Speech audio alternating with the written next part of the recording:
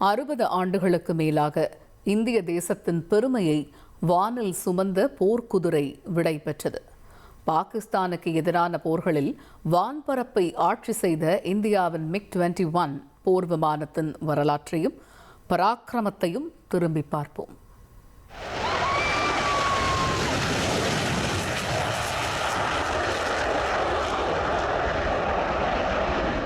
MiG-21 jet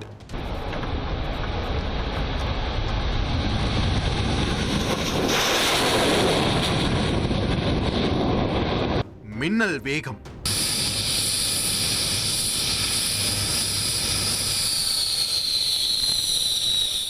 வியக்க வைக்கும் தாக்குதல் வல்லமை,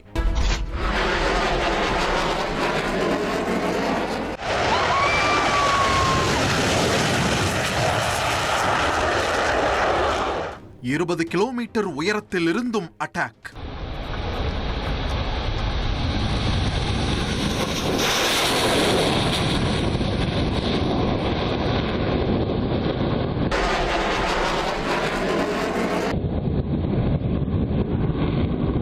இந்தியாவின் முதல் சூப்பர்சோனிக் விமானம்.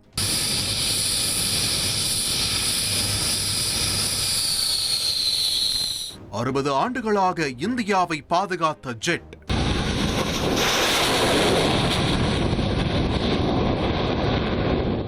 இந்திய விமானப்படையின் வார் ஹார்ஸ்.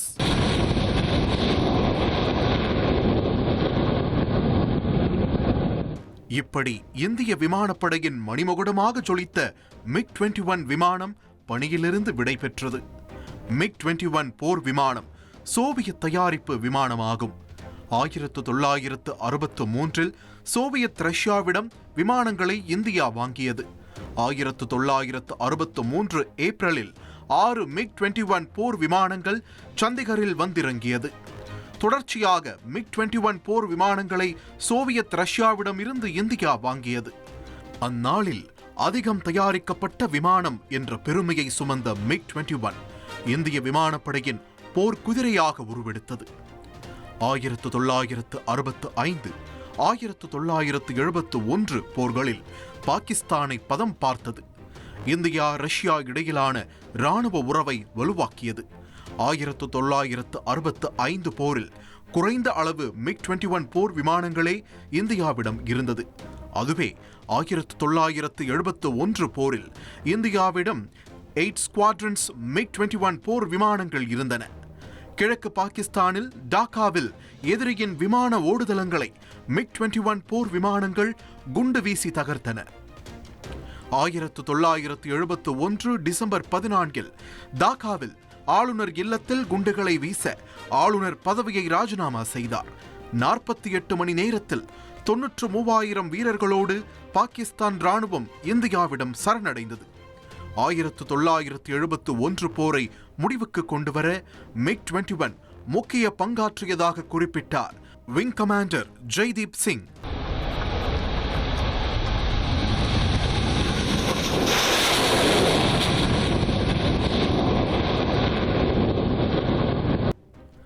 ஆயிரத்து 1999 கார்கில் போரிலும் உயர்ந்த மலைகளுக்கு மேல் தனது வல்லமையை காட்டியிருந்தது MiG-21. 2019 இந்தியா பாகிஸ்தான் இடையிலான பதற்றத்தின் போதும் தனது பராக்கிரமத்தை காட்டியது MiG-21. இந்திய விமானப்படை wing commander Abhinandan Varthaman MiG-21 bison விமானம் மூலமே பாகிஸ்தானின் F-16 போர் விமானத்தை சுட்டு வீழ்த்தினார். F-16 அமெரிக்க தயாரிப்பு 4ஆம் தலைமுறை போர் விமானமாகும். அதையே அந்தரத்தில் அடித்து நொறுக்கியது MiG-21. ஆபரேஷன் சிந்தூரிலும் MiG-21 களமிறங்கியது என நிகழ்ச்சியோடு பகிர்ந்தார் Jaideep Singh. Now after 6 decades, it's high time to bid this aircraft goodbye. MiG-21 இந்திய வான்பரப்பை மட்டும் ஆட்சி செய்யவில்லை, விமான தயாரிப்பில் இந்தியாவின் பாய்ச்சலுக்கும் உதவியது.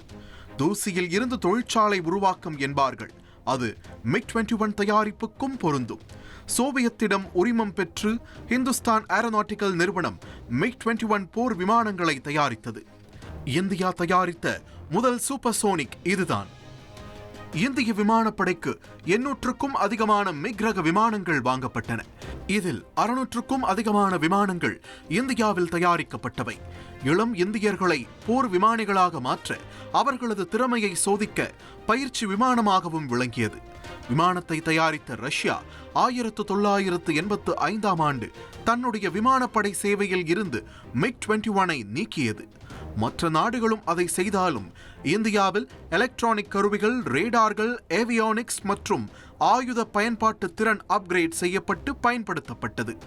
60 ஆண்டுகளுக்கும் மேலாக இந்திய தேசத்தின் பெருமையை வானில் சுமந்த போர்க்குதிரை விமர்சனங்களையும் சந்திக்க தவறவில்லை.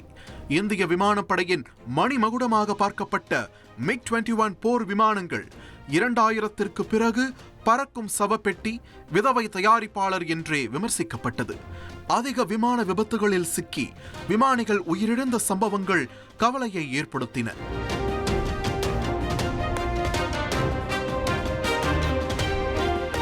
2012 அப்போதைய பாதுகாப்பு அமைச்சர் AK அந்தோனி நாடாளுமன்றத்தில் தெரிவித்த தகவலில் ரஷ்யாவிடமிருந்து வாங்கப்பட்ட 872 மிக் விமானங்களில் பாதிக்கும் மேற்பட்டவை விபத்திற்குள்ளானதாக குறிப்பிட்டார்.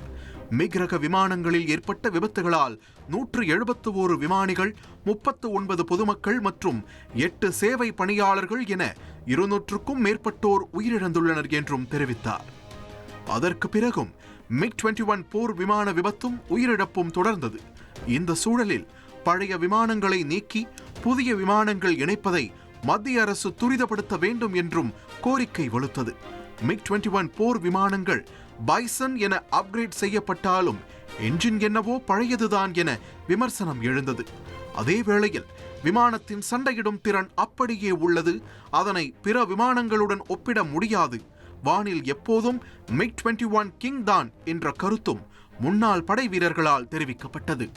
மறுபுறம் மத்திய அரசு இப்போதைய காலத்திற்கு ஏற்ப இந்திய விமானப்படையை நவீனமாக்க தொடங்கியது.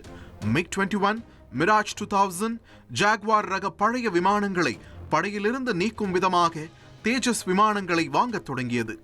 36 ரஃபால் விமானங்களை தொடர்ந்து தேஜஸ் போர் விமானங்கள் விமானப்படையில் சேர்க்கப்பட MiG-21 விமானங்களுக்கு படிப்படியாக ஓய்வளிக்கப்பட்டது. இறுதியாக இந்திய விமானப்படையில் 3வது படைப்பிரிவு, அதாவது கோப்ராஸ் பிரிவிலும் 23வது படைப்பிரிவான பாந்தோஸ் படைப்பிரிவிலும் MiG-21 விமானங்கள் இடம்பெற்றிருந்தன. இப்போது அந்த விமானங்களுக்கும் விடையளிக்கப்பட்டிருக்கிறது. 60 ஆண்டுகளாக இந்திய வான்பரப்பை பாதுகாத்த MiG-21 போர் விமானங்கள் விடை பெற்றன.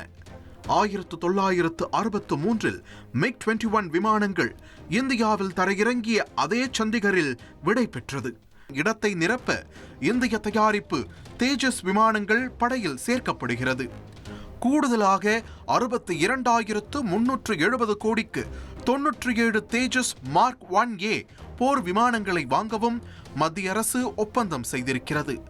MiG-21 போர் விமானங்கள் படையிலிருந்து ஓய்வு பெற்றாலும் பராக்கிரமத்தால் இந்திய வரலாற்றில் அழியாத நினைவுச் சின்னமாகவே என்றும் நிலைத்திருக்கும்.